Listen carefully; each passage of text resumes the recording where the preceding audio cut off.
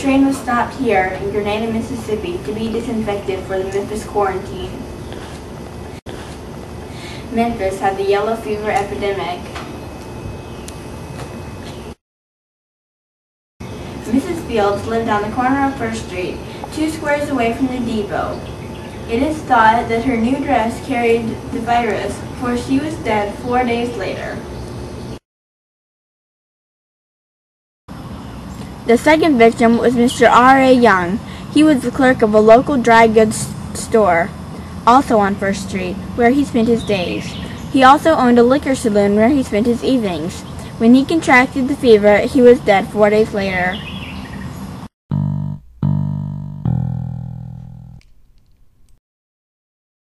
"9 days after the death of Mrs. Fields, the physician announced that the disease was a southern epidemic.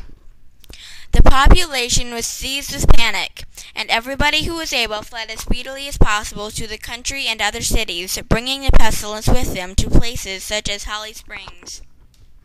They left by trains, wagons, or on foot. At many places, they were turned back at gunpoint by frightened citizens." In August of 1878, Grenada, Mississippi's population was about 2,500, 1,300 whites and about 1,200 blacks. After the stampede, there remained 325 whites and about 1,000 blacks. After 3 months, 1/5 of the population was dead.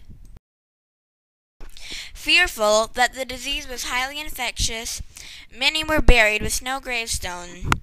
Secret nighttime burials were common. The first 2 victims were brought in, and they were brought over to the yellow fever house.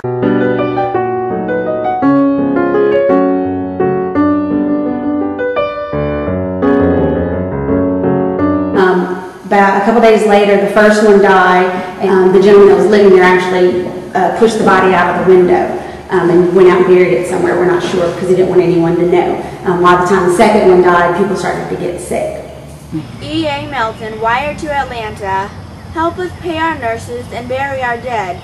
The mayor is dying and I am the only officer left." Speaking in Minneapolis, President Rutherford B. Hayes held up a Bible given to him by an ex-Union soldier. "It was all he had in the world," said the president. "He asked me to sell it for some suffering Confederate soldier in the South." Bids went up from the crowd. Someone bought the tattered Bible for $100. Heroes came from charitable organizations such as the Masons and the Howard Association. They provided needed funds and care.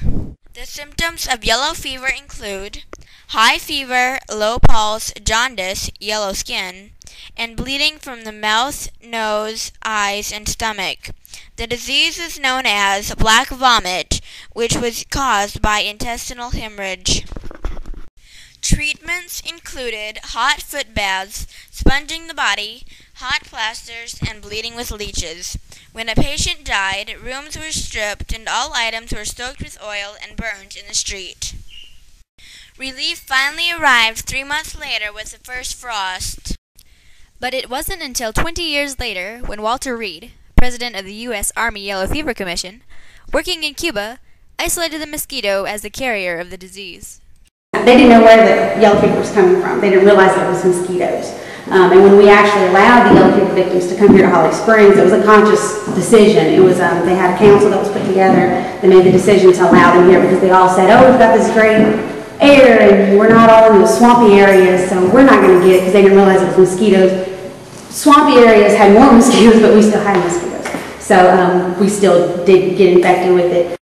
The eradication program began, spraying insecticides in vessels and later in airplanes, and finally, the development of a vaccine. Yellow fever still exists in tropical regions. These countries require travelers to be vaccinated before entering the country.